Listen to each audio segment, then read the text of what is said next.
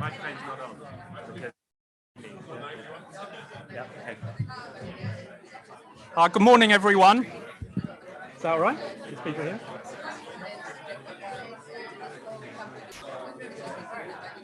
Okay. Okay, good morning, everyone. Thank you very much for coming here today. We'll be starting in about 5 minutes, so please do settle yourselves down at your tables. It will be live streamed as well, so we need to start pretty promptly at 11 o'clock. So thank you very much.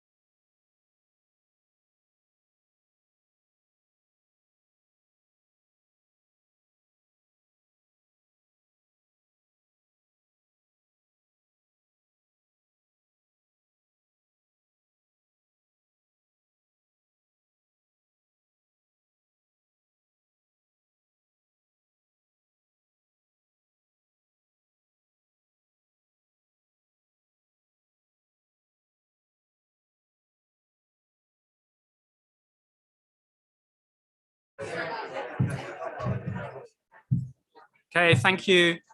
Thank you, everyone, for joining us this morning. It's absolutely fantastic to see you all here. I'm glad you could make it.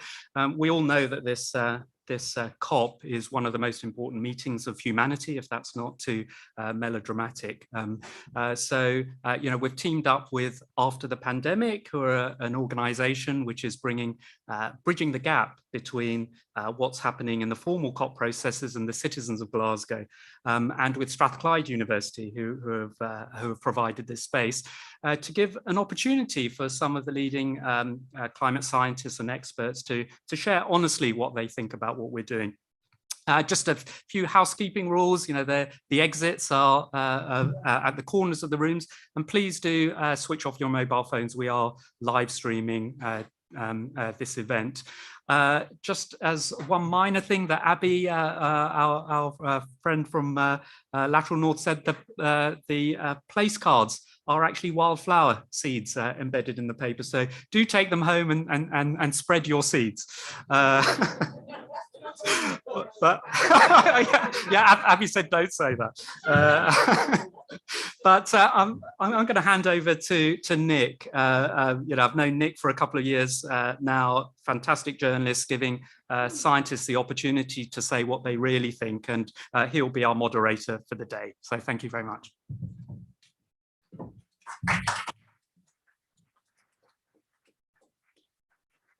Thank you very much. Well, we're really here because Pooran contacted me after watching the interview with Sir David in I'd say a state of heightened concern.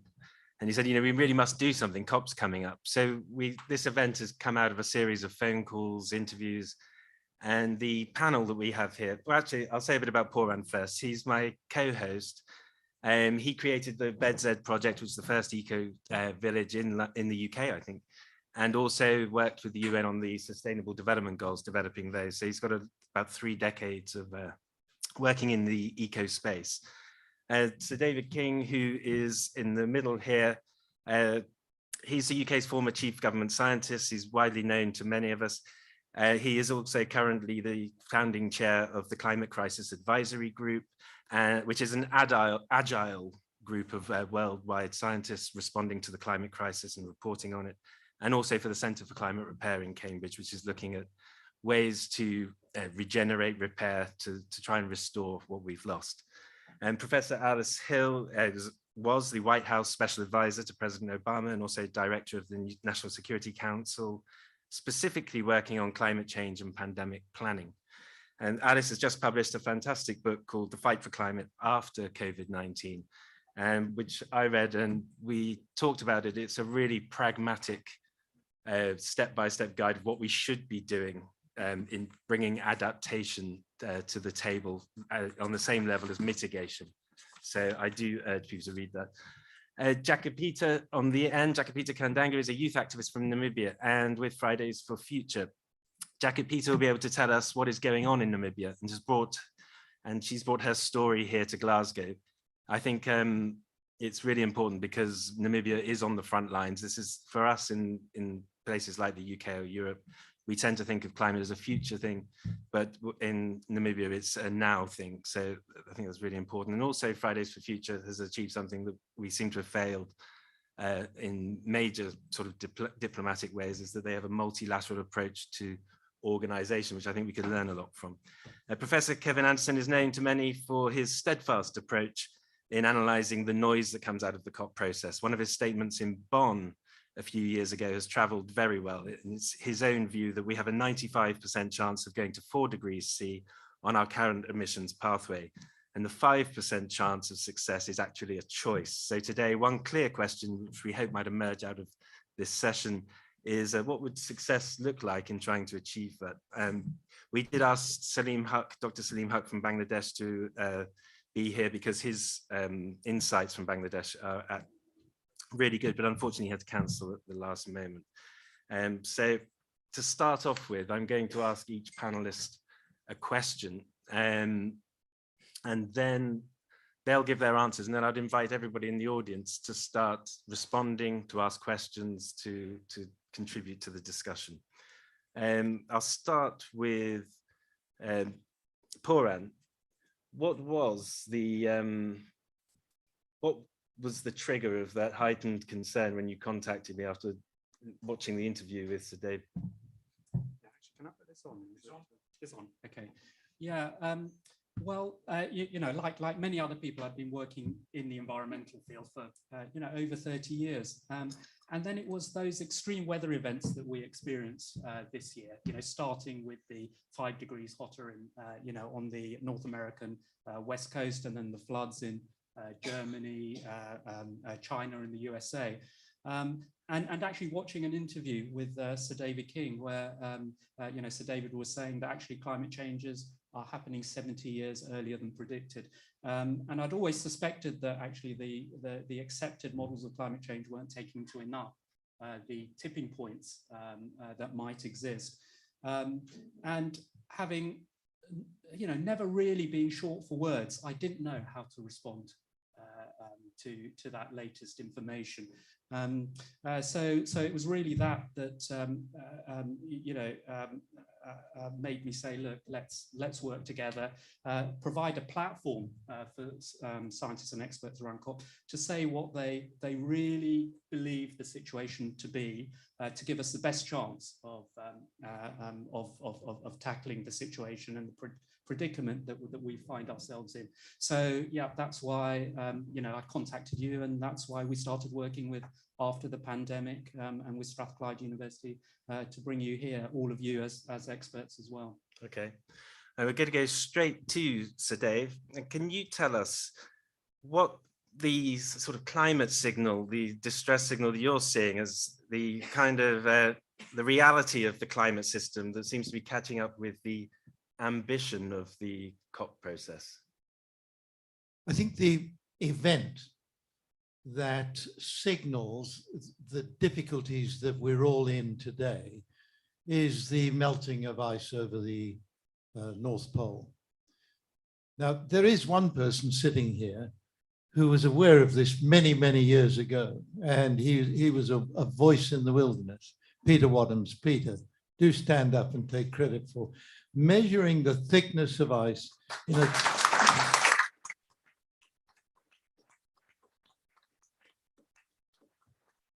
an unbelievably dedicated way. How was he measuring the thickness of ice? He was traveling in nuclear submarines under the water and measuring the thickness above him. Only person we know of who traveled in all three countries' nuclear submarines. In other words, Soviet Union as it was then, Britain and America. So, you know, he took every opportunity to keep measuring. And the ice was thinning with a positive feedback.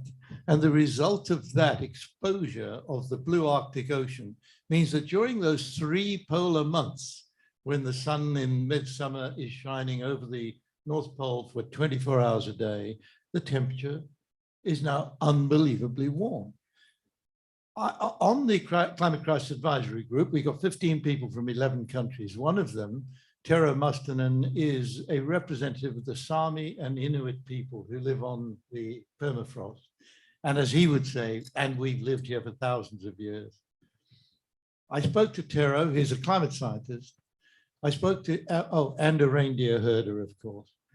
I spoke to him in May this year. What's the temperature like? We were just chatting. He said, it's cold, it's -30.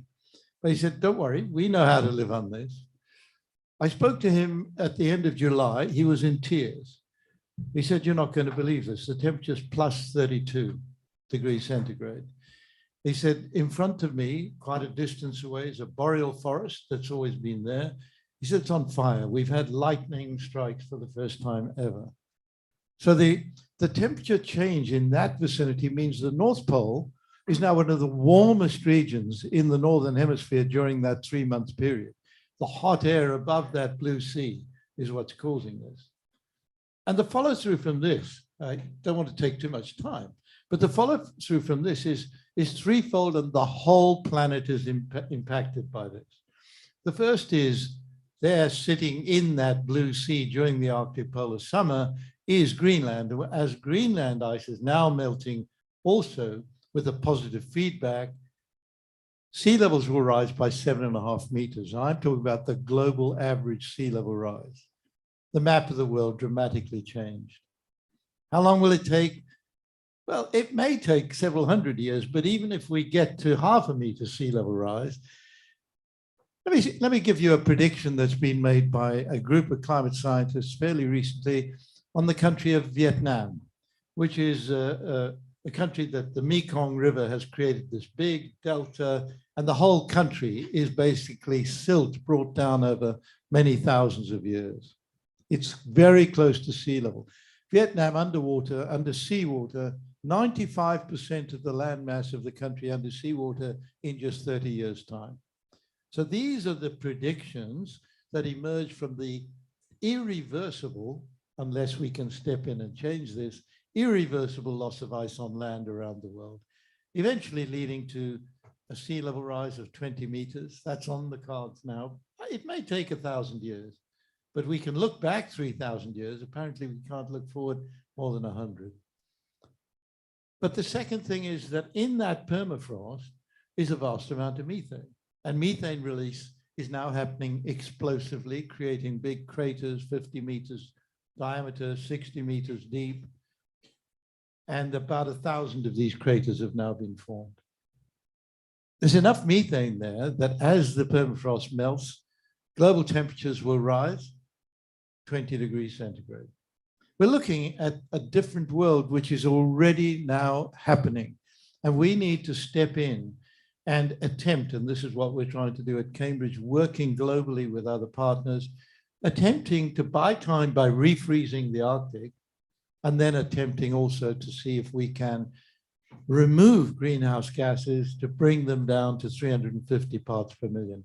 And frankly, unless we do these things, we're cooked. Thank you. Okay, that's a stark ending. I'm going to move on to Alice, because we seem to be now in the sort of decade of consequences. The rhetoric's sort of exhausted. In your book, you talk about things that we need to do right across the world to adapt and make it a key thing. How do you mobilize, with your experience of the inner workings of the US state, which is probably the best example we could have, how do you mobilize the pragmatic actions that you outline in your book? And perhaps you could give an example. Sure. Well, thank you so much for having me here today. As you've heard, the climate is changing, and it's changing quickly. We have lots of built stuff that has all been built on the assumption that our climate is stable. That is now a poor assumption. The past can no longer guide us. So if you look at the built environment in Glasgow or where I live, Washington, D.C., pretty much every decision that has been made has assumed that the extreme events of the past, the highest winds, the highest heat, the flooding levels are what we will encounter in the future. That turns out to be a big challenge for us. Our building codes, pretty much across the globe, which are the building codes are what keep us safe in our buildings, and they are what allow the buildings to survive a bad event. Those building codes are based on historical data. They do not yet include future data. So any infrastructure we're putting up now, unless there's a very involved engineer or a concerned owner, is built for what's in the past. This is a critical moment as we need to spend more to cut our emissions to avoid the very worst, but we also need to make sure that we're making smart decisions. And to get to your question, how do we do that? Well, first of all, we need broader recognition that it's smart to invest in risk reduction. The studies in the United States show that for every dollar we spend on risk reduction, we save about $11 in damages. And if we don't save a community, we see really cascading economic impacts that are not reflected in the economic modeling. I'll give you an example. In 2017 and 18, we had devastating wildfires in California. The town of Paradise, a lower middle class town in the mountains of California, burned to the ground. 8 people died. And 20,000 people overnight were thrown into another adjoining town called Chico, California. Chico already suffered from affordable housing challenges, and suddenly 20,000 people appear with kindergartners who need to get enrolled in school, people looking for jobs, people looking for a place to live. Highly difficult situation for both those that have been displaced and the receiving communities. But the modeling doesn't really pick up beyond that economic dislocation to what else happened. Turned out that the fires got so hot that the piping underneath Paradise melted, perhaps spreading toxic chemicals to the water supply. We then saw that the wildfire smoke caused health implications, increased asthma, increased respiratory disease, including all the way over to where I live in Washington, D.C. The smoke was that bad. And now we are having a atmospheric river has dumped a lot of rain on California. And we're seeing mudslides because that very scarred area with intense heat from these wildfires that burn hotter makes the land so tough that the water, when it hits, just hits it and picks up boulders and everything else. And we have our reservoirs in the mountains in California threatening our freshwater supplies. So the lesson of all this is we need to invest now in thinking through what are the ramifications from climate change and make better decisions right now. In my opinion, this won't happen unless governments are deeply involved. It's simply the bottom line on the cost benefit analysis, unless you include the future gains, which may be in 10 years or 20 years, it gets cut on the cutting room floor and we don't build the bridge high enough for the types of rains and flooding we'll see, or we may put the bridge in the wrong place where there won't be land anymore. Very difficult problem, but we do have some good examples in response to flooding in the United States after Superstorm Sandy. I led the development of our first ever national building code for flooding. It requires elevation of buildings just to have the water wash through. President Trump, 10 days before Hurricane Harvey dumped about over a meter worth of rain right onto Houston, which is pancake flat and mostly asphalt. Massive flooding there. He had revoked that building code. President Biden has now returned that building code. And that's what we will need to see going forward, is nations stepping in and insisting that where public money is spent, it's spent resiliently, because we simply can't afford to sort of follow the laissez-faire approach that we had in the past, because the tool set we have right now hasn't caught up to the risks that we know are in our future. So that is the most important lesson for all of us. Don't assume that the past can guide us anymore. And then, are the decisions that you're relying on, are they reflecting that assumption that the past is guiding us, or are they future focused? So thanks. Okay. And there is you talked about Trump and Biden there, and there's a chapter in your book which is Leadership Matters. And in the context of the COP, and especially, I think it's fair to say, the UK, I mean, it is a really poignant chapter to read. So I'm going to go to Jakapita. You've come from Namibia, which is a frontline climate impact nation. Can you tell us the story that you've brought to Glasgow from Namibia? Thank you, Nick. Basically, just to give like a bit of background about Namibia. Namibia is a very semi-arid area. It's in Southern Africa. And basically what we suffer from, like in terms of climate, we have a persistent drought, water scarcity, and we really lack like fresh water in Namibia. So basically for the past years, another thing about Namibia is also that we have a very high unemployment rate, which means that over 70% of the country's population, they depend on agriculture and farming.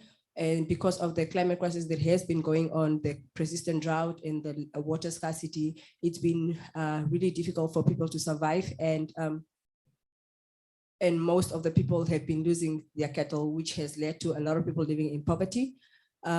One of the threats that we recently received is oil drilling in the Okavango Delta. The Okavango Delta is one of Namibia's freshest water points. Like that's where most of our fresh water comes from. So we have a country from Canada, a company from Canada called Recon Africa, and they assume that there might be oil in the Okavango Delta. So they've been trying to drill for oil in that area.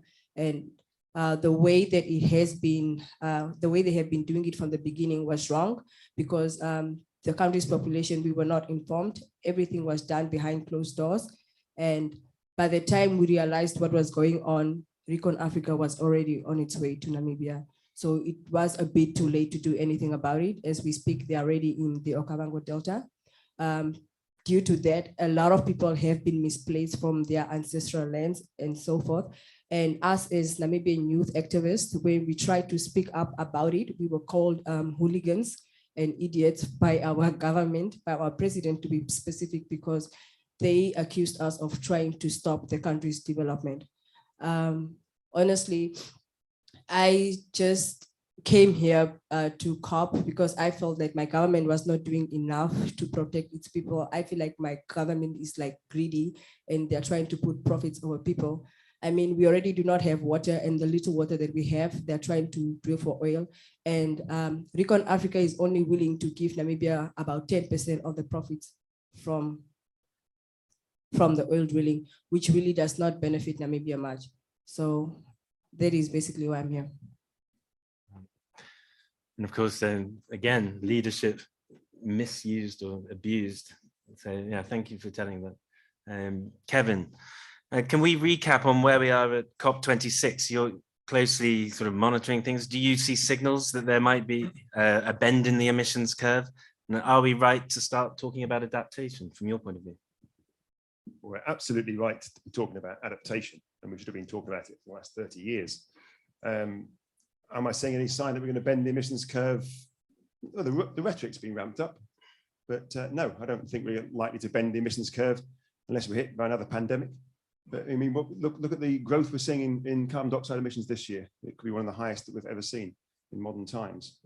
So I'm not saying any positive signs, or very few positive signs from the formal side, you know, the blue zone of COP. If I look for any hope, I actually see it coming much more from the youth movements, the civil society groups, the places where you wouldn't really normally expect to see leadership. Leadership has not been demonstrated top down. It's not been demonstrated by and large by the senior academics. It's been completely abdicated by the journalists. I would argue that civil society and some of the youth movements are much, their demands are much more in line with what the science is calling for than the scientists themselves are prepared to say in relation to their own work. Not all scientists, but by and large, the scientists are to a degree, I think, mitigation deniers on this, and obviously not in relation to climate change science, but in terms of what we need to do about it. How's that captured? I think, and I don't mean to pick on that particular poster over there. To me, this is why COP26 is due to fail, is bound to fail. The two words at the top: net zero. Net zero. There was no reference to net zero in the assessment report 5, the IPCC. It's all over assessment report 6. The Committee on Climate Change in the UK, its 5th budget report 5 years ago, wasn't mentioned once. In its 6th budget report, that same phrase is used between 3,000 and 5,000 times. We use that word, that expression now, and anything fits into it. Saudi Arabia, net zero. BP, net zero. Shell, net zero. Every country basically aims at net zero. It has undermined the need for immediate and pressing action through a whole set of things that net zero captures. And it's really a requirement, I think, of a lot of us academics to pore over the spreadsheets that underpin the statements, if those spreadsheets exist at all, the net zero statements we hear in COP. So we look at India, comes out net zero 2070. There's nothing behind that. That's just an announcement pulled out the air at the last minute. But then you look at China, net zero 2060 and peaking emissions by 2026 to 2030. Just look at the emissions under that pathway. That blows 1.5 virtually out of the water. But then you come to the US, lots of grand talk, but its emissions per capita remain incredibly high for years to come, and it's not prepared to tackle the real challenges that climate change throws upon us. But then you go to the UK, you know, colonial as ever, we're the world leader on climate change, 44% reduction since 1990, except for that excludes aviation and shipping emissions, and it also excludes our imports and exports. Then it's a 15% reduction since 1990, 0.5% a year. Much of that driven by reductions in coal, which are driven by the EU legislation on sulfur, not climate change. You unpick the rhetoric, and what you find underneath it is just a vacuous, empty space. And that's what we're seeing here. And until we are prepared to grasp the nettle and recognize that the climate and the temperature responds to physics, chemistry, and biology, not ephemeral economics, not short-term politics, then we are going to continue to fail. And who are we failing? I'm hoping to be here in 2050 with a bit of stem cell research, but we're really, we're really sort of, we're failing you, your communities. We're failing a lot of the young communities here. We're failing other species as well. And I think unless we are going to very rapidly, you know, grasp the nettle, and we will not do it with our current leaders. They are not up to the job. They are ill-equipped and unable to understand the challenges that we face. Now, they may be pushed into making some decisions appropriately, but they will not be pushed through their own understanding of the issues. The rest of us have a job to play. Leadership is a partnership between bottom up and top down. And at the moment, the top down part is failing. But that partnership is always messy, but it's absolutely key. The marchers, the youth movements, the civil society groups are a key part of leadership. I think we need to unpick this top down view of leadership and start to view it as much more a messy and difficult partnership that we always inevitably have. Am I seeing hope? Really, that hope, if it resides anywhere, let's say it resides in the communities that we see outside the blue zone. And really those communities and those voices need to be heard within the blue zone if we're going to make any real success. Okay, so there's five very different perspectives. So can I ask if there's any questions? We have a roving mic from the floor. Would anyone like to raise a point, reflect on anything that's been said? So there's one over here and one here. Who's got the mics? Who's got the mics? No? Oh. Here's a mic. Here's a mic. Ah.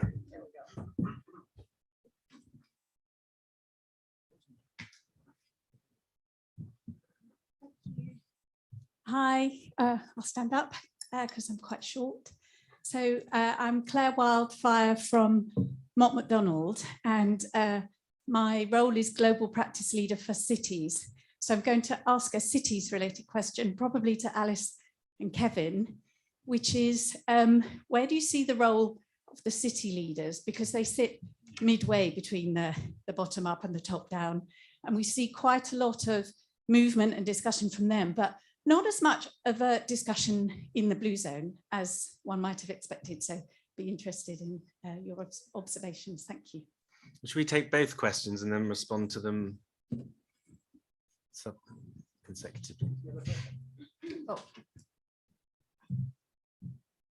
Thank you. Nick Westcott at the Royal African Society. I just wanted to reinforce the point made by Jakapita, because in September this year, we helped organize a conference on climate, conflict, and demography in Africa, explicitly to make sure Africa's voice was more heard at COP26, which it had not been in the climate negotiations up to now. And it concluded four really important points. The first is that climate change is already exacerbating conflict in Africa.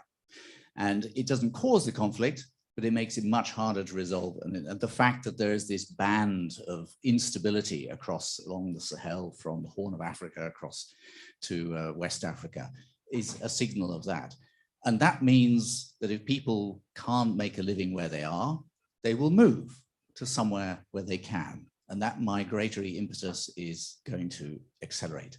The second point was that we need to measure the change. And this is something we're working on with the UN Economic Commission for Africa and Paul Milton here, to try and get a clearer idea of how big is this impact and the degradation of conservation areas and of the biodiversity. Because when you have the figures, it just helps persuade people. The third thing is that while the money is important, more important is to accelerate the reduction in emissions, and that Africa needs to speak very loudly and very clearly to its fellow countries in Asia to say this matters to us because we're being impacted.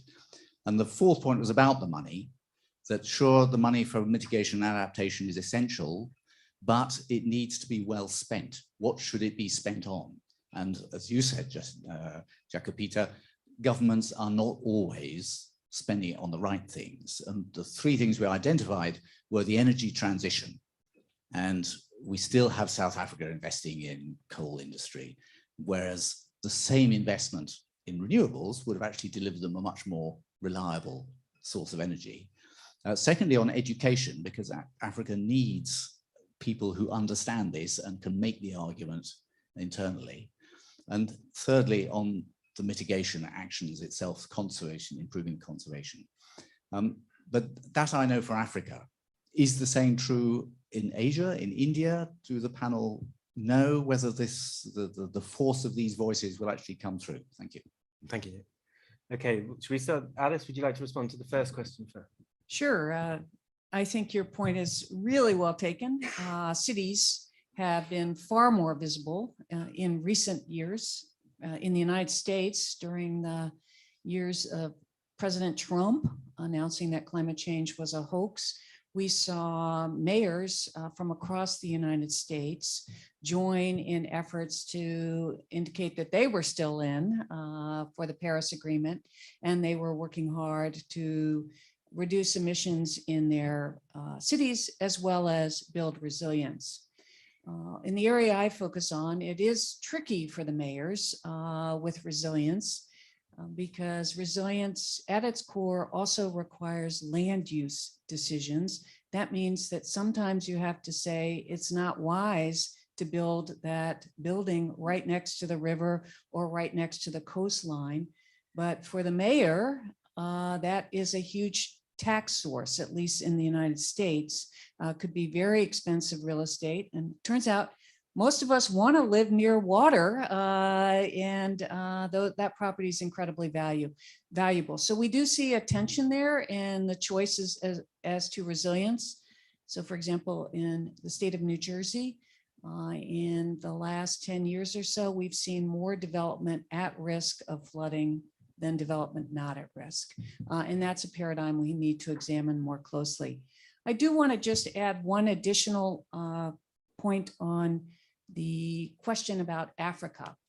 It raised the migration issue. I do focus on national security and climate change, and I would say here at the COP, for the very first time, that topic was featured. The General Secretary of NATO appeared and stated that his strategy for NATO is now examining the global security risks posed by climate change. They're enormous. As we see water availability reduced, food insecurity increased, that all adds to the risk of conflict. Climate change is a crisis multiplier, a threat multiplier, and the numbers of people predicted to be on the move, just as I described that small example in a wealthy nation like the United States. But as we see people who are survival migrants, they're not climate refugees, they are looking for food, they're hungry, they need livelihoods, they need to be able to educate their children. As people are on the move, initially within their borders, but then they will leave and go outside their borders. That's highly challenging for the people involved, the communities receiving them, and the communities that are having massive numbers of people leave. So this will undermine global security, and it's an issue that is of growing interest, I know, in the United States, our Department of Defense, UK Secretary of Defense, or I'm not sure if that's the right term, Ben Wallace was here also talking about this. It's an issue that we will see grow in importance as the impacts have accelerated and continue to challenge really every community across the planet. So thanks for the opportunity to answer the question. Okay, Kevin, would you like to respond? Well, on the cities question, colleagues of mine at the Tyndall Centre have been working quite closely with cities, mostly in the UK, and we've worked now with a number of other European cities. And it does seem to me that certainly there are some mayors, not all, there are some mayors, there are some city councils that are well ahead of their national governments in terms of at least trying to frame the climate agenda. They're not as far as I think the science requires, or indeed the civil society movements are requesting, but they're somewhere between the two. I think the problem for a lot of them is actually what powers they have.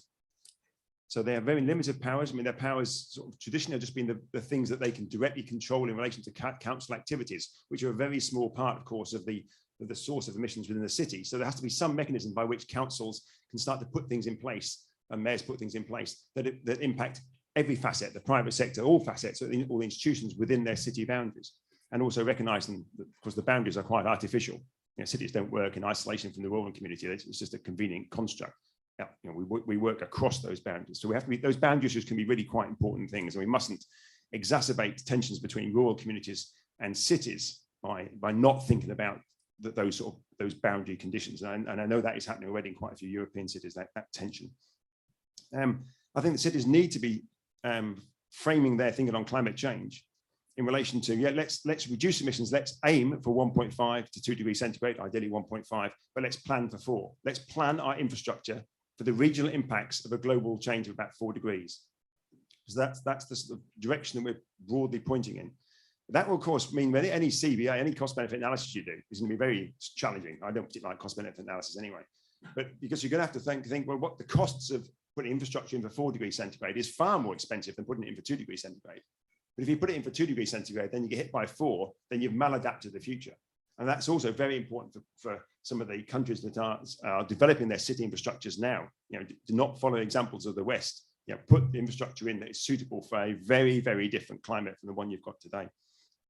And the final bit on citizen cities, and it's true across the board, I should have made that comment before, is the issue of equity. Equity between countries, but also equity within countries.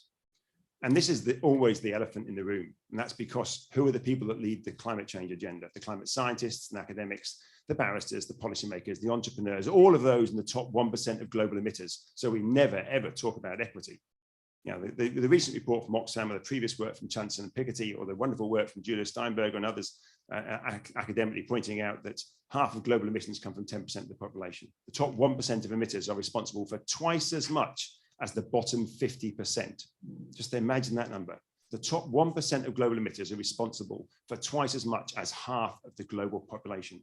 How many of us here, how many of us in this room today are in that top 1%? And this is the problem for the mayors. They're not prepared yet to grasp this equity issue. And I think that is also key. We're not all in this together. There are very different elements to it, sort of split up by our socioeconomics. But that's the elephant in the room. We're not prepared to talk about those issues. So I think the mayors need to grasp the equity implications within the cities that they often are in control of, where you will see huge disparities between the rich and the poor parts. Go to BedZed in Glasgow, then go to Drumchapel. I think the average life expectancy for males is 30 years different between the two. You know where the high emitters are? They're all out in BedZed. Dave, I know you've been interfacing with the C14 mayors, and also, what did you think of Kevin's point of prepare for 4, even if you're aiming for 1.5, 2? I'm one of those many people who admires Kevin, but we've been operating in very different spheres. And so you may pick us up from my response. So the first thing is I traveled up on the train from London with the C40 group. I was the entertainment on the train for the mayors. And I actually rather admire what they're doing. It is relatively limited because they, as Kevin says, have got restrictions placed by government policies, etc. But the exchange of best practice in that group is a key factor of how they're operating. So the mayor of Barcelona, who's been mayor for more than 15 years and has transformed that city. If you visit Barcelona today and haven't been there for the past 15 years, it's like a totally different city. And it's reaching all of these very good marks from around the world on environmental protection. So I think we mustn't lose sight of the importance of the spread of best practice. And what I also want to say is, yeah, the global leaders, I totally agree with the comments that have been made about the poor leadership we currently have on all of these critical issues. But I think we've got to look for coalitions of willing countries, coalitions of willing cities, coalitions of willing people.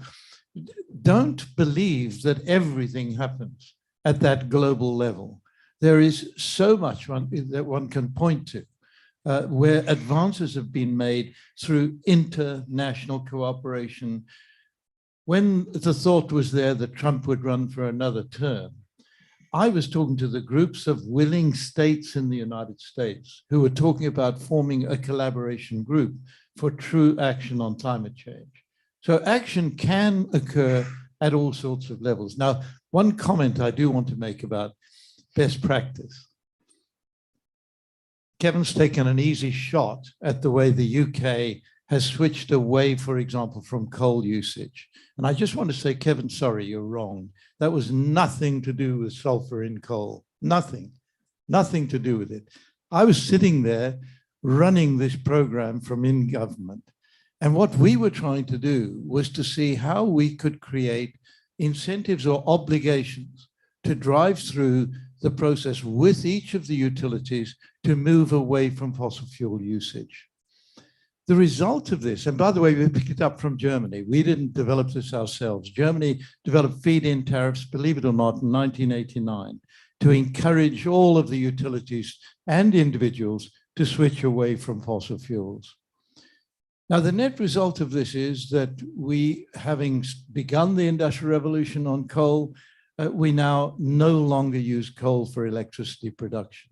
Yes, we've got a big step up in gas dependence, but there's now a commitment drawn in place by the Parliamentary Committee on Climate Change. It's a parliamentary committee unlike any other in the world, where we reached all-party agreement because this is a long-range program. And it's the Climate Change Committee on Parliament who gave the Prime Minister that figure. We will have reduced our emissions by 78% by 2035. Now, that's a figure that he boasted we would deliver at the G7 meeting this year. Now, we don't have a Prime Minister that seems to be focused on this. Let me just fully agree with anyone who wants to criticize our current leadership. But the important thing is, we mustn't just disregard best practice.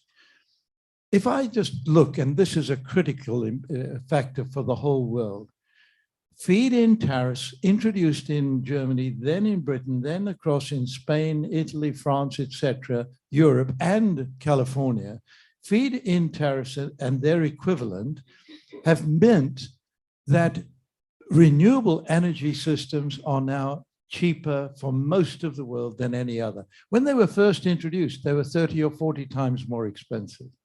Right? So by artificially creating a market, we have created a market for the whole world. Now, there is massive problems around the world where there's a belief that fossil fuels is the only way forward. And I do want to say, we can persuade South Africa, we can persuade India to stop using coal. These are the problems of countries that produce coal and have a large number of coal miners. Retrain your coal miners in South Africa, for example. Use the deserts in the Kalahari, in Namibia, to create renewable energy systems. These systems will be cheaper than installing new coal-fired power stations. Now, let's not just rule out any advances that have been made. We have to give credit where credit is due. Okay, is there any more questions? This is Paul, Peter, down here and here. Hi, Paul Behrens from Leiden University, and I would just add on that last point, renewables are highly adaptable to. You can move them around a lot easier. Offshore wind, for example, can actually reduce onshore storm events in Europe. So in fact, they can both mitigate some of the harm, which is really interesting. But to the point about the impacts here, I think there's a lot of discussion about average temperatures and things, and you quite lucidly described the catastrophic sort of impacts that are already built in by the shifting energy system. And when you talk about the coalition of the willing, how do you get that willingness ahead to pay that $1 for the $11 later, that they actually believe it in their heart? And you see a real sort of pushback in the communication at the moment. We don't want doomism. We don't want this sort of thing. We don't want the sort of negatives. We want to be focusing on hope. In my experience, you need that sort of switch to happen in order for people to actually want to spend that dollar. So how do you balance this in your communication and how you speak about the challenges coming ahead for adaptation? Thank you. Put a very quick answer in there.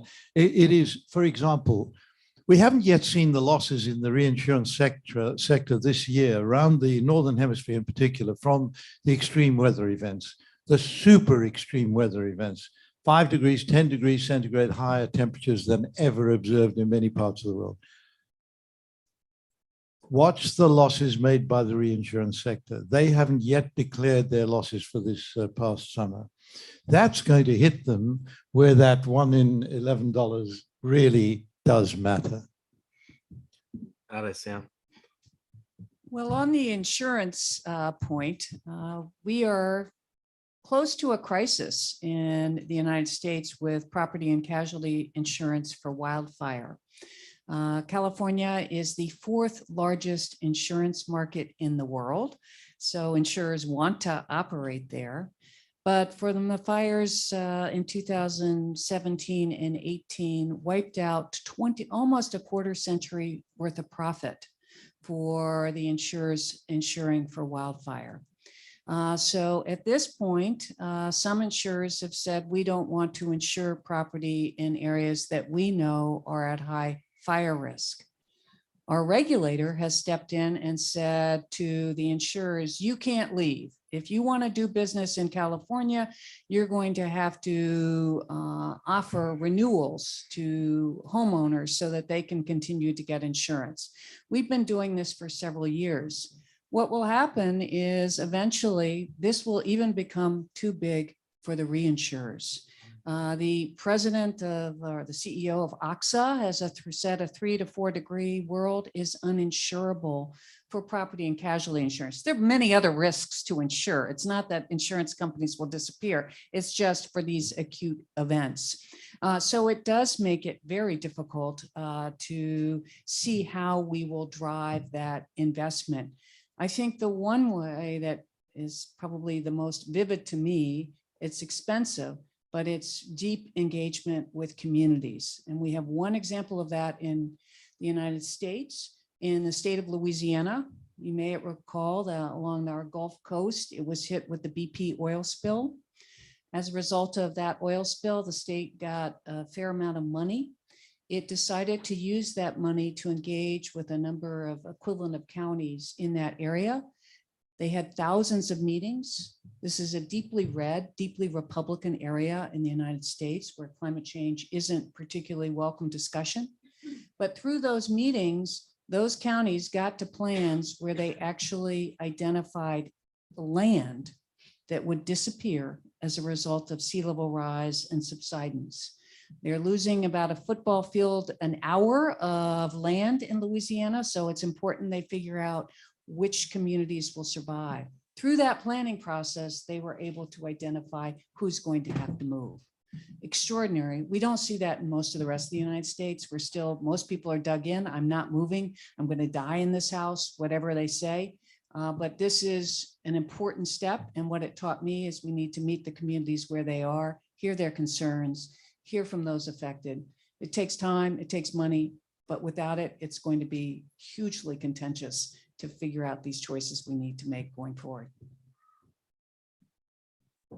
Yeah, Nick, if I may add there, unfortunately, Saleemul Huq couldn't join us here today, but his key message about adaptation in Bangladesh is that it's awareness amongst citizens. That is the key way that we can adapt and we can build that resilience. And I think, Alice, that reflects what you're saying. So I think one of the things we have to look forward to now is really how do we build that awareness amongst people at at the level that we need to people need to understand the seriousness of the situation.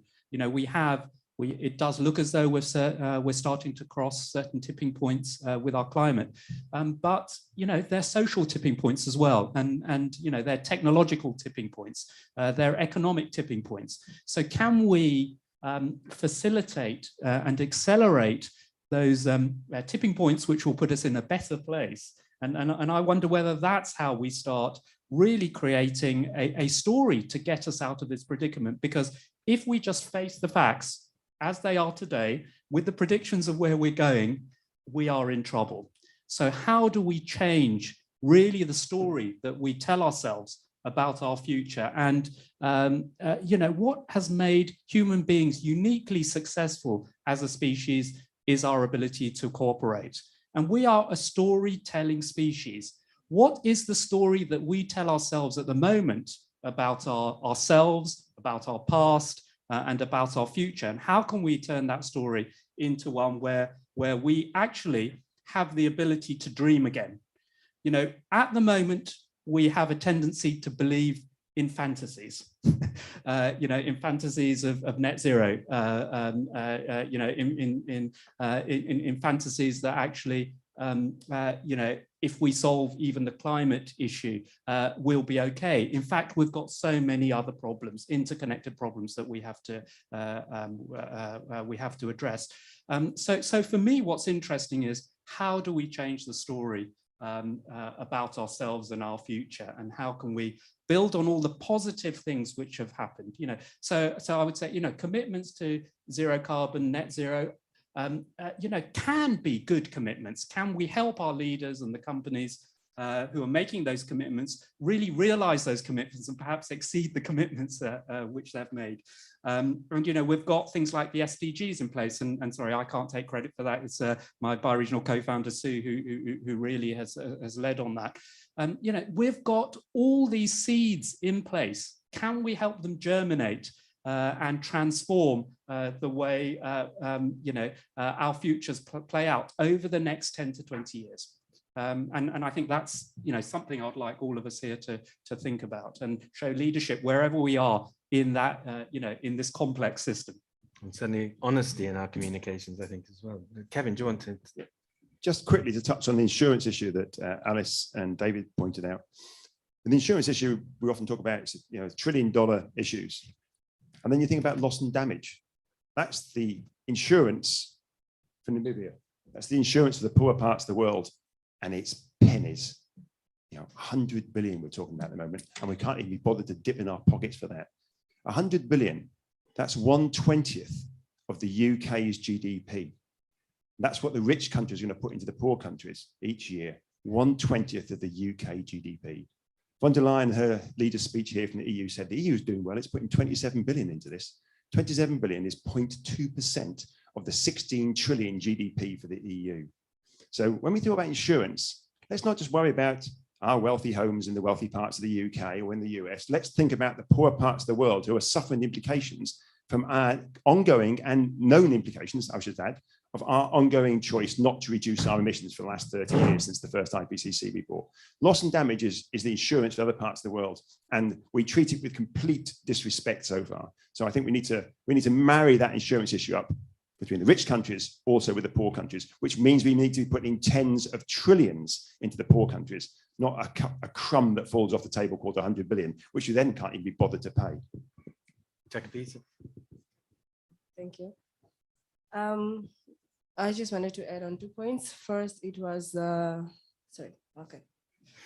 First, it was the insurance that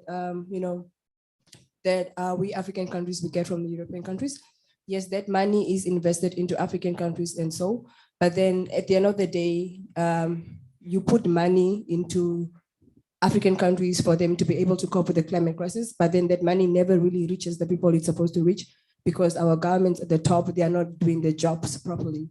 So at the end of the day, you can invest how much into an African country to combat climate crisis, but as long as you are not doing a follow-up on how that money was used in that specific country, you are really not helping. So it is like, I do appreciate that money is sent, but at the end of the day, if you do not follow up, if the people really impacted by the climate change are really benefiting from this money, and then it is like a bit useless for us at the bottom of the climate crisis. Another thing is the awareness. Someone did mention awareness. I don't think that a lot of people, especially from Namibia, understand what the climate crisis is. They live the climate crisis every day. They do feel it, but they do not understand because they are not aware and they are not educated. The gap between our government and the people at the bottom is way too big. I mean, our government comes to, they attend COP and they make all these policies at COP. They all send these agreements, but then when they go back to Namibia, they go do quite the opposite and they contradict their own policies. For example, is that our government did sign the Paris Agreement that included the reduction of carbon emissions, right? But then at the same time, they're trying to invest in oil drilling, you understand? So I feel like the awareness, let me say, I don't want to say we are uneducated, but the people in Namibia, the people at the bottom, they do not know what the climate crisis is. You come to them, you talk about the climate crisis and they do not understand. They blame God for what is happening. They do not blame, they do not blame like countries or companies that give out all these emissions. They blame God because they do not understand. So I feel like a lot of attention should be given to creating awareness to what the climate crisis is. And then maybe people will be able to better adapt to the climate crisis if they actually know what is going on. Yeah. Okay, thank you. So Peter, and is there another question? And one down here. So wait for a microphone, Peter, because it's live streaming. We've heard a lot about emissions reductions, and we've heard a lot here about emissions reductions, and everybody feels and knows that's a good thing, that we must reduce emissions as much as we possibly can. But if all we do is reduce emissions, then the climate will keep getting warmer. It doesn't matter how much we reduce them by, so long as they're non-zero and we don't do anything else, the climate will keep getting warmer. It's already too warm. So most people recognize this, but many people feel, well, we have to do something beyond that, which is actually take carbon dioxide out of the atmosphere. And that's the only way to bring the climate into a more reasonable state. And if we do that, that could become and could easily become the most important financial commitment that the world makes, because the techniques of taking carbon dioxide out of the atmosphere or out of the ocean, which is equivalent, would be very, very large. It would be a major global effort, more powerful and more important, and probably more valuable than simply reducing our emissions by bits and pieces as we're doing. Instead, let's make a very serious decision that we're going to take carbon out of the atmosphere and do whatever it needs in terms of engineering and science to be able to make that step. Okay, we'll take one more question and then we'll respond to two.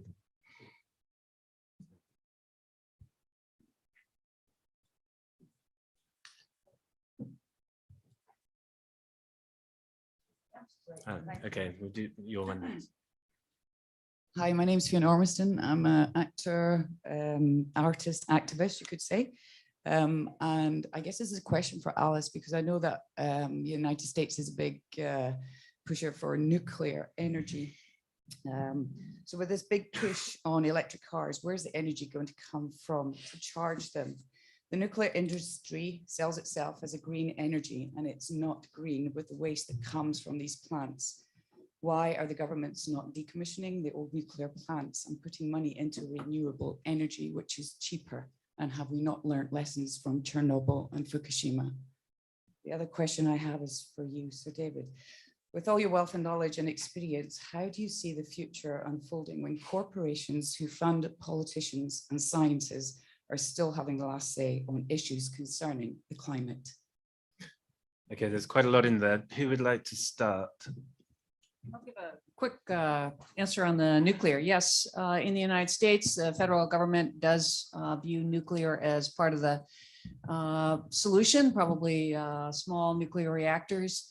I would say that there's a caveat for all of us as we discuss nuclear power. Most of our fleet across the globe was built in the 1970s and 1980s before there was any concern for climate impacts. We know that those climate impacts can undermine and threaten the operation. You referenced Fukushima, but they require cool waters to cool the plants. And in Connecticut, we have seen plants have to shut down because the temperatures of the cooling waters, the bay that's next to the plant, got too warm. So they had to shut down operations. In our Western United States, we've seen fires threaten a nuclear research facility as well as a nuclear plant.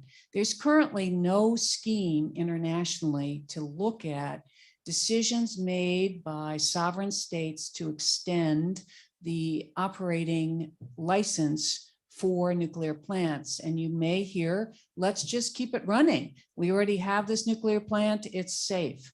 But until this issue is one that's resolved to determine what are the impacts, there are huge risks in considering to authorize operation of plants that were built in the 1970s and 80s that just don't account for the temperatures, the flooding, the drought, and the wildfires that we're already seeing. Kevin, do you want to say a couple of words on viability and risk of nuclear? Well, both those questions are the sort of thing I work on most of the time, the negative emissions as well. I was just on the negative emission technologies in these ways to remove the CO2 from the atmosphere, and even perhaps some of the other geoengineering techniques. I'm all in favour of doing the research and development on those. And if they meet stringent sustainability criteria, and that includes issues of social criteria as well as just environmental criteria, then yeah, let's try and deploy them. But only if they meet those criteria. But the prospect of that, we don't have those, but the prospect of that is already being used today to undermine the mitigation policies we're putting in place. So the reason that we are in the UK able to have the new Cambo oil field, to expand our airports, to have 27 billion pounds on new roads, to spend 1 billion pounds on a new massive gas field in Mozambique from the UK taxpayers, thank you very much.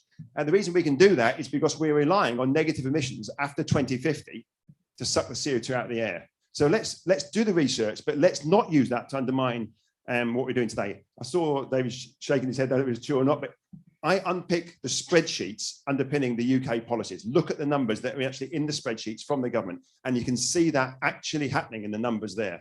And the UK has a much more developed framework to understand these issues than most other countries. On nuclear, just to be clear, on nuclear is very low carbon. Its life cycle emissions are roughly the same as the renewables, very roughly. So somewhere between 5 and 15 to 20 grams of carbon dioxide per kilowatt hour, compared with 450 for gas and 900 for coal. It provides about 4% of UK's final energy demand. Very careful, of final energy demand. It provides 2.5% of global final energy demand. There are 450 nuclear power stations around the world. If you want nuclear to play a major role, say 25% of current global energy demand, you'd need about another 2,000 to 4,000 size world B nuclear reactors. That's like UK's largest reactor at the moment. 2,000 to 5,000 to 4,000. Build them in 20 years and okay, it can make a dent to 25% of UK energy demand. The numbers matter. What you often get from people on all these things is nebulous arm waving. They don't look at the numbers. When you play out the numbers, you often get quite different conclusions. So I'm not opposed to nuclear. I'm agnostic about it. It is low carbon, but to assume you can do a huge amount with it, I think is overplaying perhaps what it can deliver. But that's a question still to be asked.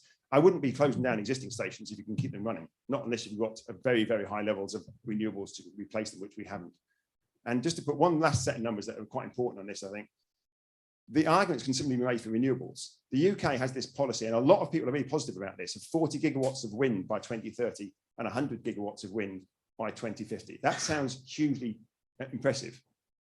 Multiply it by 8,760, and then multiply that by 0.45, and that'll tell you how much energy you'll get out of those wind turbines every year. Just a bit of basic arithmetic. And that by 2030, 10% of UK energy demand will come from wind. Where's the other 90% coming from to be zero carbon? By 2050, according to government figures, 100 gigawatts, that gives you about 25% of energy demand met by wind. Where's the other 75% coming from? We have to start to look at these things in the round, and it requires us to do some maths rather than just grand statements. And when you do the maths, you end up with something that looks very different from when you just make the statements. Dave, do you want? So the first thing I would say is that I too am agnostic about nuclear. I think it is low carbon, has that major advantage. I do agree with Kevin. It's never going to be the global solution. And the global solution is straightforwardly renewables. The direct question was asked, what about when electric vehicles come on the road and the big new demand for electricity? So let me first of all say, and I can speak with some authority about Britain, our total electricity demand has come down over the last 15 years, and it's come down by about 15%. What's that due to? Energy efficiency gains. So let's not forget, light emitting dimers is the biggest success in terms of the whole renewable sector. So as cities have switched over to light emitting dimers, electricity demand has dropped dramatically.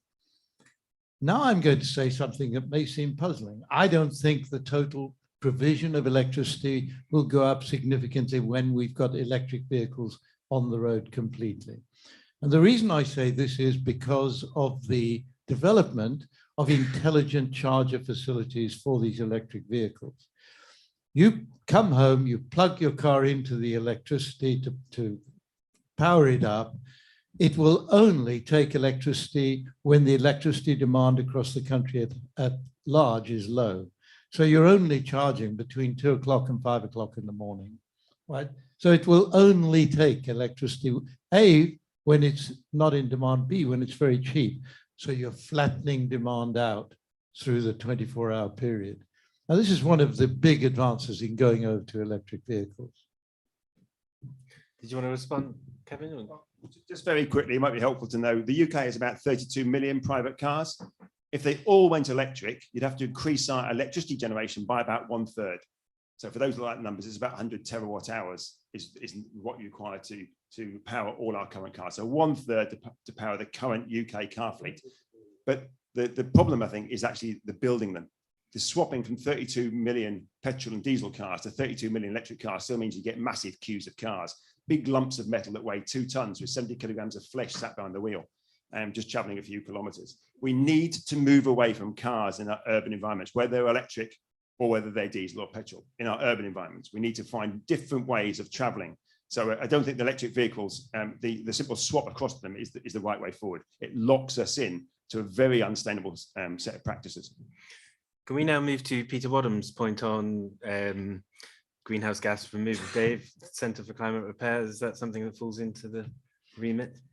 Well, the Centre for Climate Repair is fully focused on greenhouse gas removal on the one hand, and on refreezing the Arctic on the other.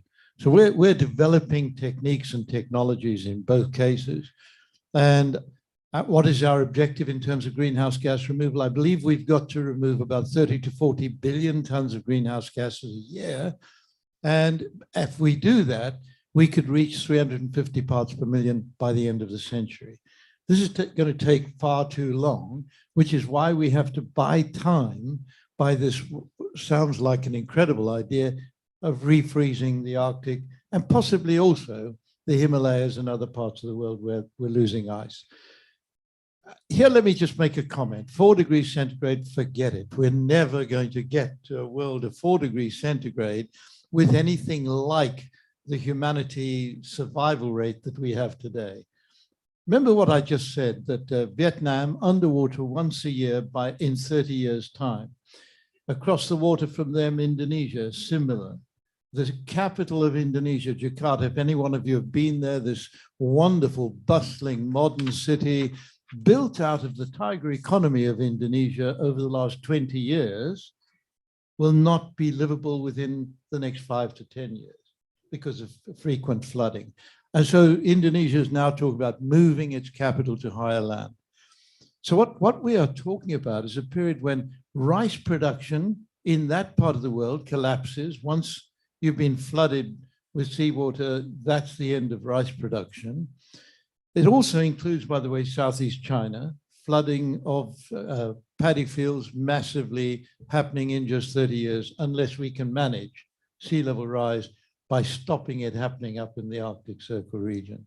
So we're talking about very urgent problems. There will be no global economy like we know it today once rice production collapses like that. The wealthier of those countries, like China, will be on the global markets. The global markets will shut down. They won't let the export of food happen to that part of the world. That's the way we operate. We operate on a selfish basis. And so we're just going to see the collapse of the global economy well before we hit 4 degrees centigrade. Any questions? The lady at the back was first, and then we'll go to Lena here. Oops, sorry, this gentleman here.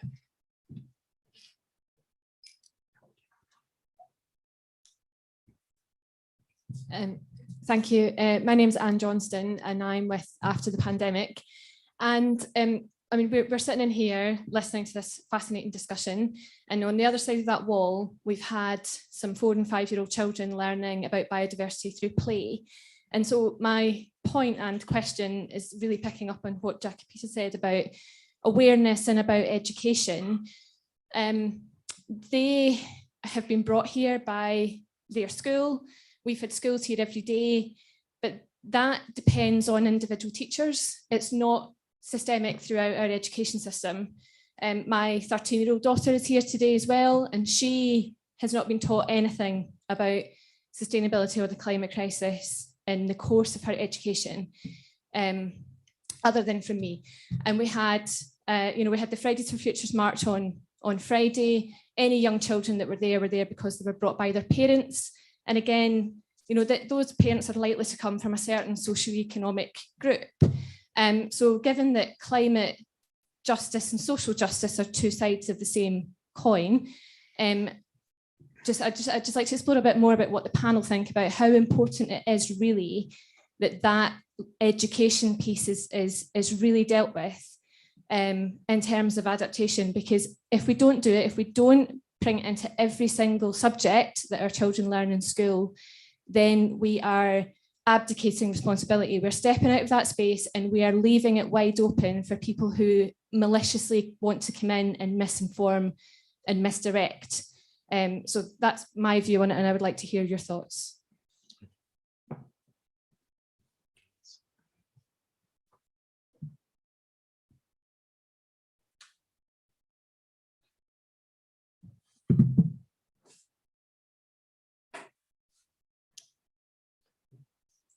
Lena, do you?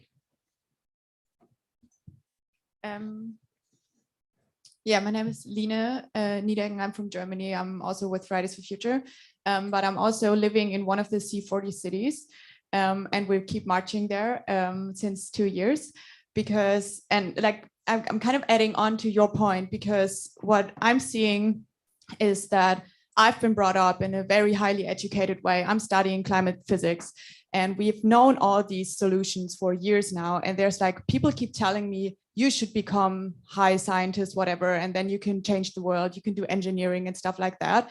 But we keep seeing that like, it's going down, it's getting really bad. And there are people fighting at the front of the climate crisis already every day. And people, and like this whole system is built on exploitation of many, many countries in this world. And we keep talking about stuff like I totally agree that we need to remove carbon from the atmosphere. No doubt in that, but it leads to companies saying that we will, we do carbon capturing for 1% of our yearly emissions, but at the same time, we increase our emissions by 3% every year because we need to have this economical growth. And it just, a lot of greenwashing is happening. People have been talking about this at COP in general. And so what I'm wondering when we speak about like climate adaptation and we keep speaking about the science, I think we really, really lack of social sciences. How do we actually deal with this as a society, and how do we actually make these changes in our educational system, for example, or also in our society in general, how we deal with politics, because it's so easy to or for me, it's easy to speak about these things because I'm like educated and like have this prestige of studying in Heidelberg and stuff. But it's then people say that like we are the leaders of climate justice because we mobilize more people, but then like we speak about it as if we're still like 20 years behind. Like we've known this, like we know like we need to switch to renewables, like, but the key is how do we make people actually do that? And that's what I'm wondering, like what do you think? That's kind of a question for everyone. How do you think we can actually do this without waiting, without saying, okay, we need to raise education because this will take years, but we need emission reductions now. And we need to do all these social changes as well at the same time. And we need to engineer for carbon capturing and all these things. And but we've known all these solutions, and cities and governments are not adapting to it. So where the floods were in Germany, that's actually also where I grew up. It's just a coincidence.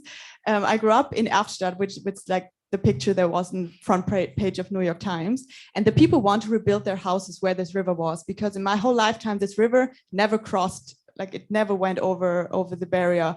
So it's not working. People are not listening to the science. We don't understand what we're talking about. And I think what we actually managed a little bit with COVID was that people understood, at least they don't need to understand the whole biology behind it, but they need to understand what are the important numbers and how do we react to the changes. And that has not been happening with climate at all. I would argue that most of the people at COP have no clue what the difference is between emissions and CO2 concentrations and how all these things work, and that emission reduction actually only causes more heating in general anyway.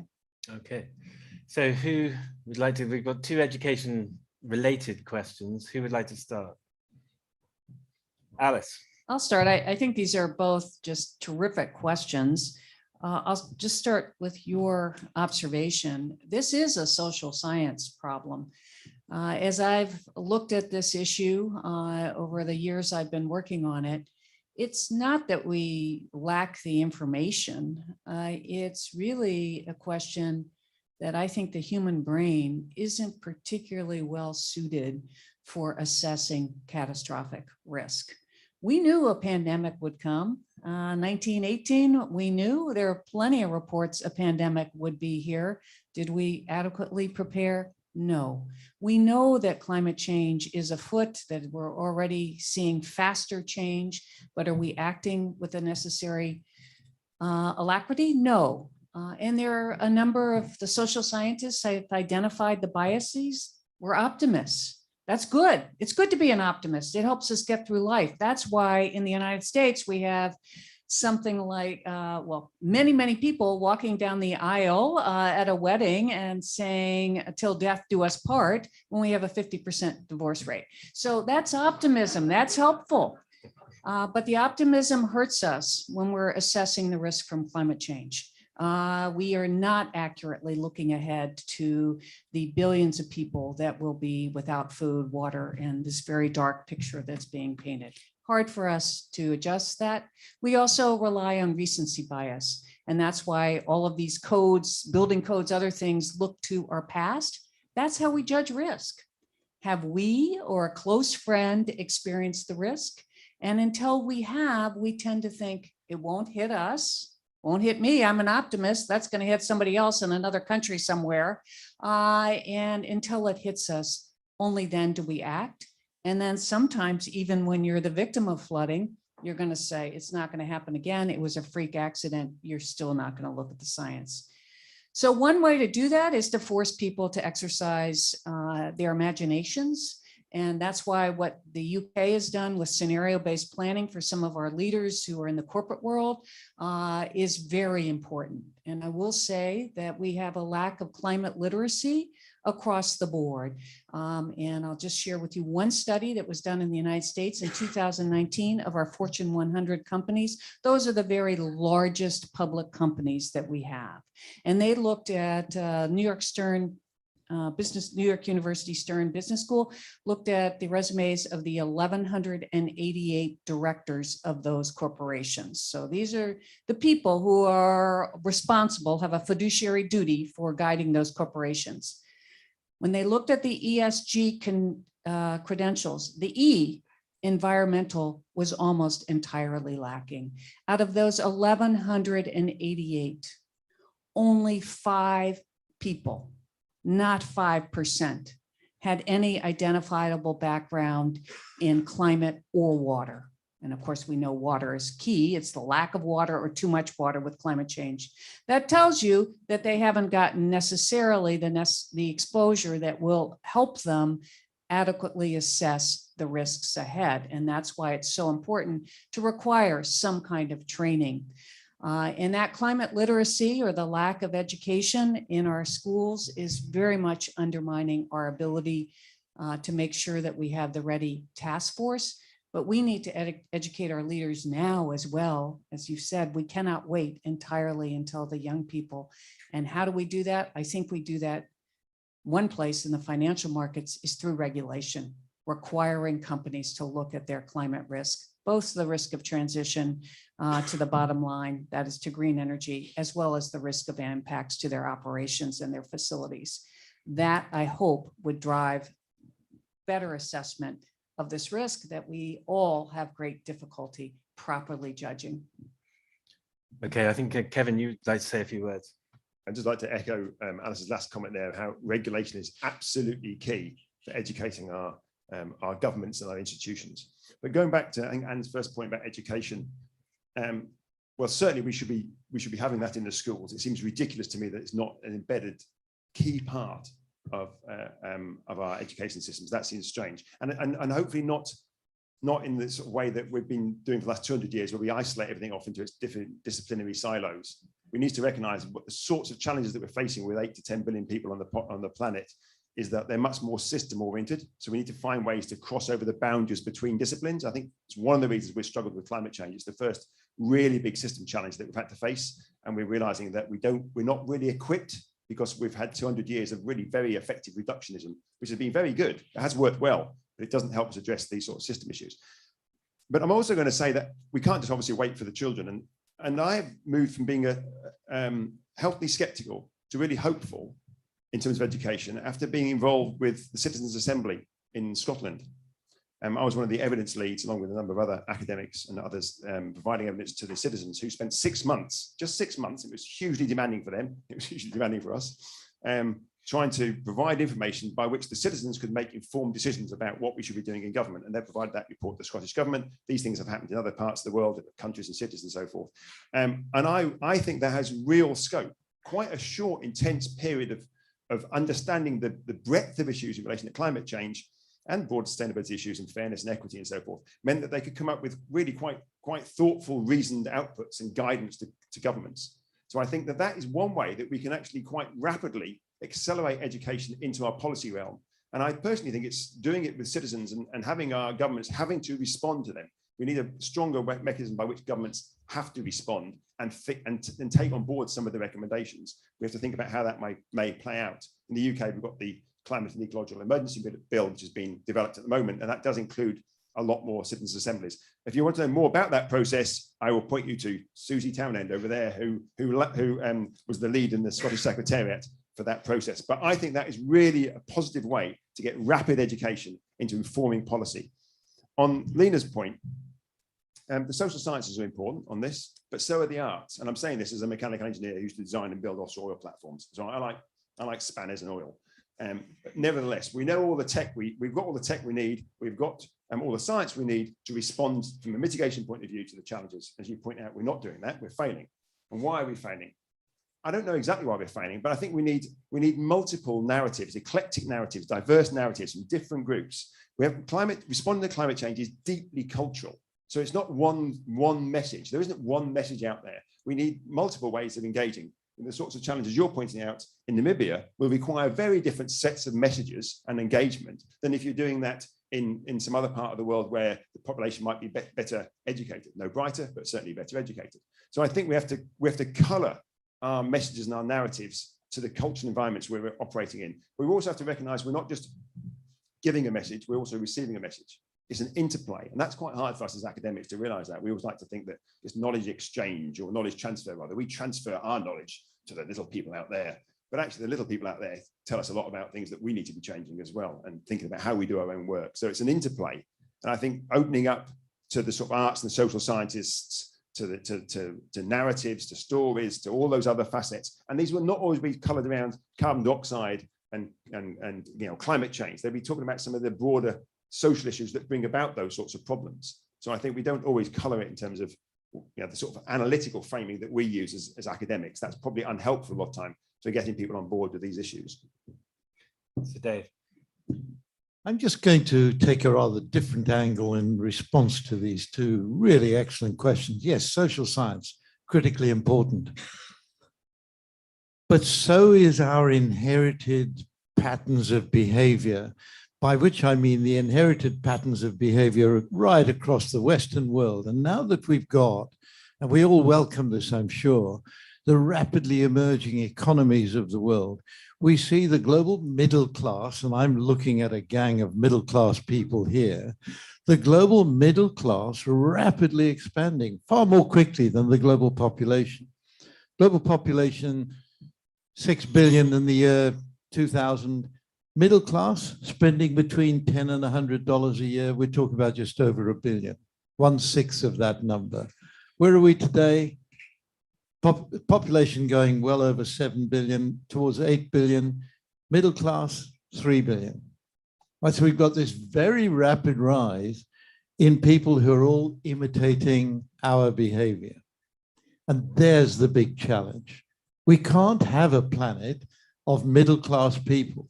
And yet that's what we would all like to see, because we all want to see them behaving like us.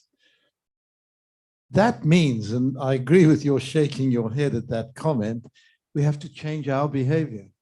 We are the exemplars and others are trying to imitate us.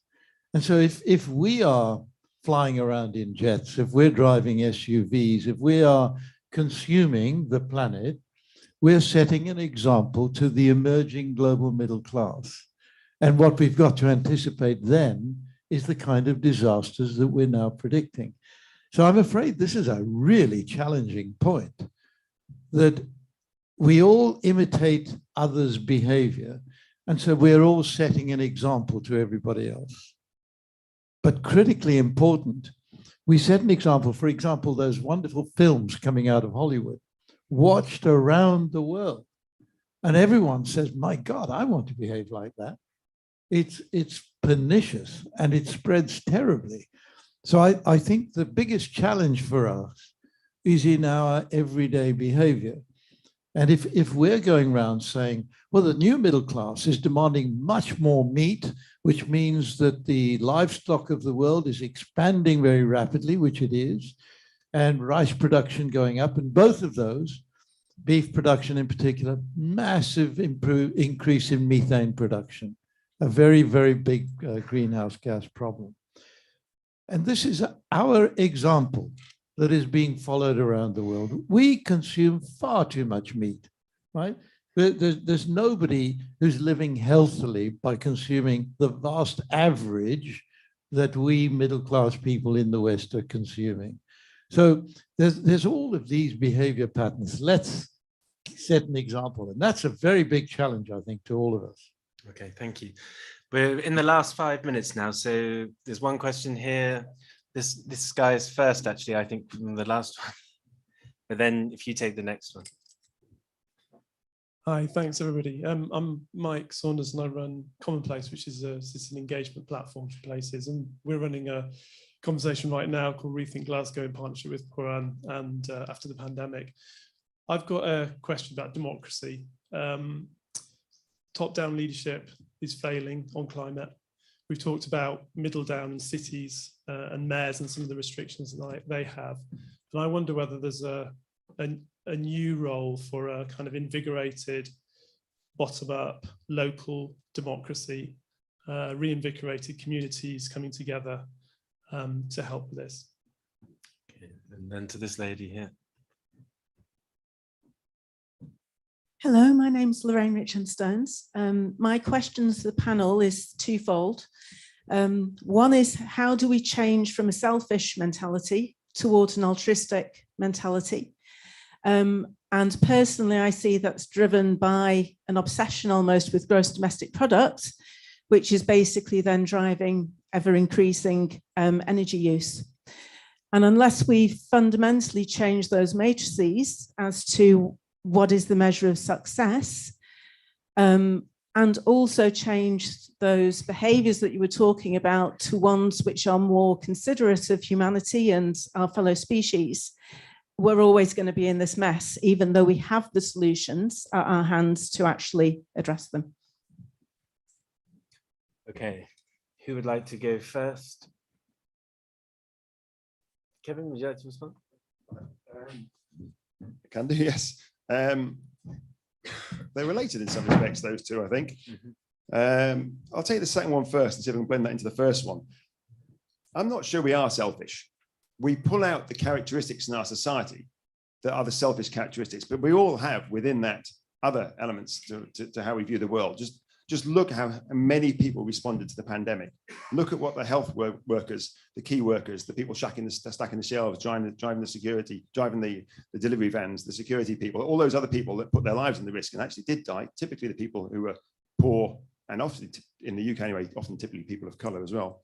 They were being altruistic, you know. So I think we need to recognise we do have those traits. I think one of the problems we've got in us, I'm taking this again, it's a cultural issue from the UK perspective, and certainly some other countries that I'm a bit more familiar with, is that we've eroded any sort of social contract and sense of trust. So I work quite a lot in Sweden, and what I love about working in Sweden, I'm not going to overplay it, not a great sense of humour, bit of a funny thing to say, but I find that part quite hard. But then I find the other part that the level of social contract that is still embedded in their society, they don't even see it anymore. It's been there for about 100 years, from the Folkhemmet, as it started off a long time ago, where they trust their agencies, they trust their policymakers. I mean, they disagree with them, and there's skepticism, but there isn't cynicism. I haven't met a not cynical Brit. Brits are all cynical, which is deeply problematic from a political perspective. But I haven't met a cynical Swede.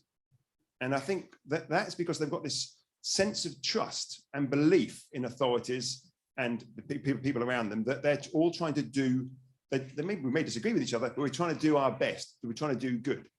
And I think that's in all of us, or virtually all of us. And I think we need to pull more of that out. But when you've got a deeply polarizing press that's always trying to paint everything black and white, when we've got an economic system which is all about competition and win, win, win, all of those bits are the bits that we see.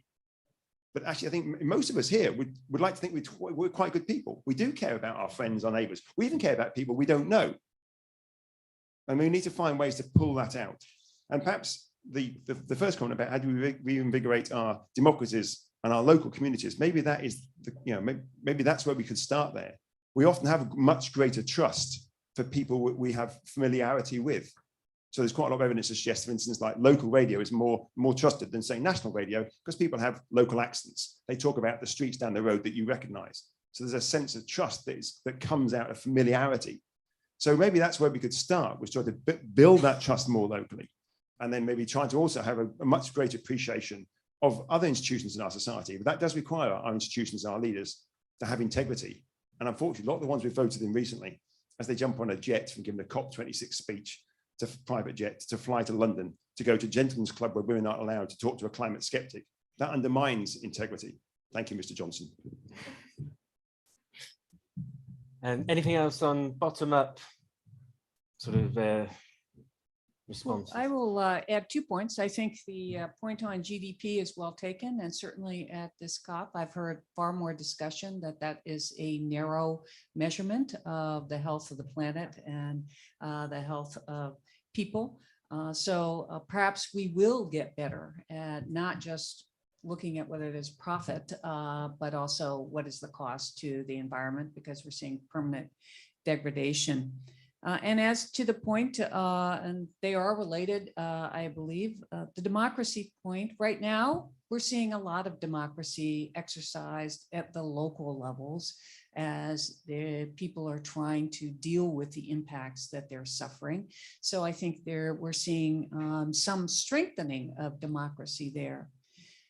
Academicians, however, and others worry that in the long term, climate change, as these impacts keep rolling in and crises multiply, that it will be a threat to democracy writ large, that populism may grow as xenophobia grows, and that may give more room for autocrats to be able to come in and provide solutions to communities that are suffering greatly from conditions that leave them hungry and poor.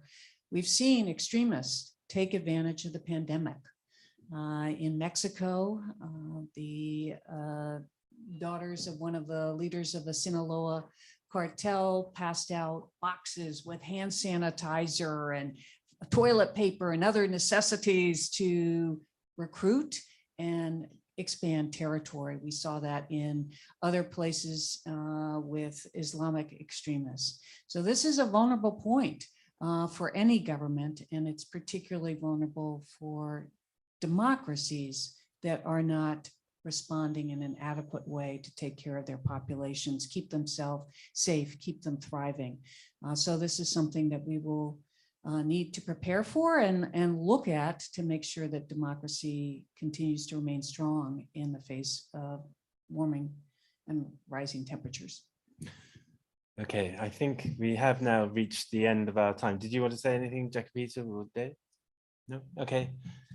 Pooran, did you want to say a closing? Yeah, I think just to finish up. Yep, okay. Yeah, I'd just like to thank everyone for coming here today. To our panelists here, you can see the huge amount of knowledge here on the panel, but also in the room here, and also probably people watching on live stream. So we wanted this to be part of what we're calling Adapt, Regenerate. The first part of that, and we produced a small film with Nick, and thanks to our sponsors, called Adapt Now, which was really highlighting, given the extreme weather events of this year in particular, that now we have to face up full square to the need to adapt. But can we adapt now in a way which also regenerates the living systems of planet Earth? We could imagine adapting in a way which releases more carbon, which creates barriers between people rather than creating a sense of solidarity. We could adapt in ways which continue to destroy the living systems, which provide for the air we breathe, the food we eat, and the water we drink. So what we want to do is continue this conversation after this event. We want to pick up on another story, Regenerate, which is looking at all the positive ways that we can respond to our current situation. So after this, for people here, we will have lunch. We want to collect your ideas as well on this. We'll use our One Planet technology to help map those ideas and show how different, how everything is interconnected, and really bring, you know, I think we're going to require a new way of thinking. As you know, Albert Einstein said, we won't solve the problems with the same way of thinking, you know, which created them. And we have been stuck in this reductionist way of thinking for the last 200 years, which has brought certain benefits, but it's also brought massive and dangerous side effects for us. So can we create the new ways of thinking which can set us on the path that we need to go? So, you know, people who know me know I'm not a massive optimist, you know, but I do see hope now. And although it took me 3 months to come to terms with what Sir David was saying, you know, now I do see that actually if we face up, we can't ignore what's happening now. So we can actually, it gives us the opportunity to face up to the situation we find ourselves in. And we're going to have to respond with bravery, you know, with authenticity, and with kindness, you know, and see that we're all part of one living system on this planet. So we want to, you know, help with Nick's help. I mean, it's been absolutely fantastic working with Nick, you know, bring out the positive stories and some of the solutions which might help us out of our predicament. So I want to thank you all for coming here today. I want to thank Nick. I want to thank, after the pandemic, Strathclyde University, our sponsors, and we look forward to continuing this this discussion with you. So let's have some lunch. So thank you very much.